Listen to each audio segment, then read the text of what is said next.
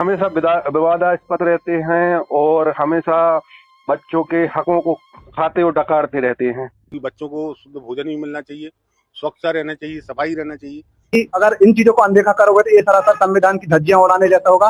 व्यक्तित्व पूर्व में भी ऐसा ही है, वर्तमान में भी ऐसा ही और भविष्य में भी ऐसा ही रहेगा। किसी ने सच कहा है कि सन्नाटा बोलता है, शोर चुप हो जाता है जब इंसाफ कागजों में कैद हो जाता है।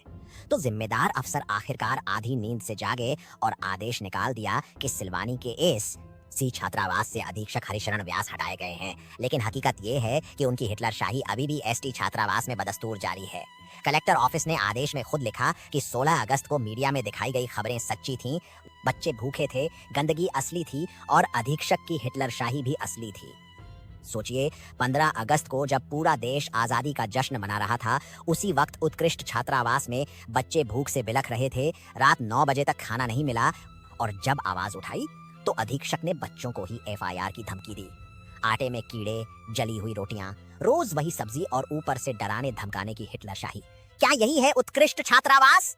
जब अखिल भारतीय विद्यार्थी परिषद के कार्यकर्ता बच्चों की आवाज बने तो अधीक्षक ने उनसे भी जमकर बहस कर डाली। सोमवार को एबीवीपी ने एसडीएम के नाम तहसीलदार को ज्ञापन देकर मांग रखी कि दोषी अधीक्षक पर सख्त कार्रवाई हो। वहीं अब जय आदिवासी युवा शक्ति भी मैदान में उतर आई है और जयस ने चेतावनी दी है कि प्रतापगढ़ में आदिवासी बच्चों को भूखा रखने के बाद अब सिलवानी में भी दलित बच्चों को सताया जा रहा है। आदिवासी छात्रावास के बच्चे भी संपर्क में हैं। अगर हरिशरण व्यास को बर्खास्त नहीं किया गया तो आंदोलन, सड़कों पर संघर्ष होगा। इधर सिलवानी विधायक देवेंद्र पटेल ने भी कहा है कि वे औचक निरीक्षण करेंगे और गड़बड़ी मिली तो कार्रवाई करवाएंगे। जबकि जबके के रिपोर्टर ने जनजातीय कार्य विभाग के जिला संयोजक चंद्र प्रकाश सोनी से पूछा तो उन्होंने कहा, मामला कलेक्टर के संज्ञान में है और कार्यवाही चल रही है। लेकिन बड़ा सवाल यह है कि इतने दिनों तक अफसर किसके संरक्षण में आंख मूंदे बैठे रहे? क्यों बच्चों की थाली से रोटी गायब रही और साहब लोग कुर्सियों पर मलाई खाते रहे? क्या सिर्फ एक छात्रावास से हटाना न्याय है या जनता को बहलाने की रस्म अदायगी? सच तो यह है कि इन मासूम बच्चों की भूख कोई खबर नहीं, बल्कि व्यवस्था के गाल पर तमाचा है। और ये तमाचा सिर्फ एक अधीक्षक पर नहीं बल्कि उन अफसरों और नेताओं पर भी है जिन्होंने चुप रहकर अन्याय को हवा दी। आदेश जारी करना आसान है, जहां बता पर मासूम बच्चों की भूख कोई खबर नहीं बल्कि व्यवस्था के गाल पर तमाचा है। लेकिन असली इंसाफ तभी होगा जब दोषियों को बर्खास्त कर सख्त सजा दी जाए और छात्रावासों में रहने वाले मासूम बच्चों को सच में सम्मान और अच्छा भोजन मिले। और अंत में कुर्सियों की भूख जब बढ़ जाए, रोटियां हमेशा गरीबों से छीनी जाती हैं। जय हिंद, जय भारत। अभी आप लोगों के माध्यम से ही वो जानकारी मिली है।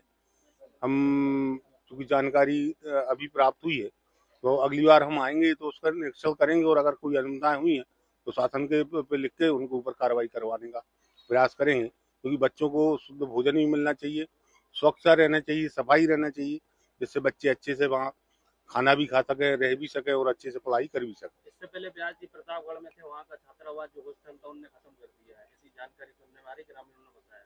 अपन अब वो देख लेंगे, उसकी भी जानकारी लेके अगर ऐसा हुआ है तो अपन वो छात्रावास भी पुनः शुरू कराएंगे जिससे अनुसूचित जाति के बच्चों को उसका लाभ मिल सके। सर मैं कृष्णकांत सोनी बोल रहा था सिलवानी से। जी सर, नमस्कार सर जी। ये जो अनुसूचित जाति छात्रावास में व्यास हैं, जो हरिशरण व्यास जी, ये हमेशा विवादास्पद रहते हैं और हमेशा बच्चों के हकों को खाते और डकारते रहते हैं। इनके लिए आपके द्वारा अभी तक क्या कार्रवाई की गई है?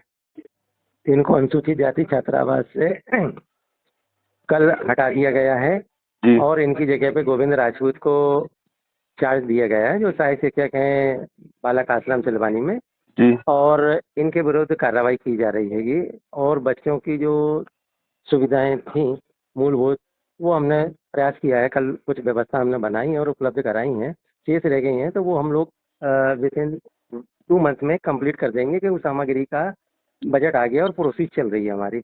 ऐसा तो नहीं है सर इनको सिर्फ नोटिस देकर वाहवाही लूट ली जाएगी? नहीं नहीं नहीं नहीं, ये पूरा मामला कलेक्टर साहब के संज्ञान में है। कलेक्टर महोदय के मार्गदर्शन और निर्देशन में ही कार्रवाई की जा रही है।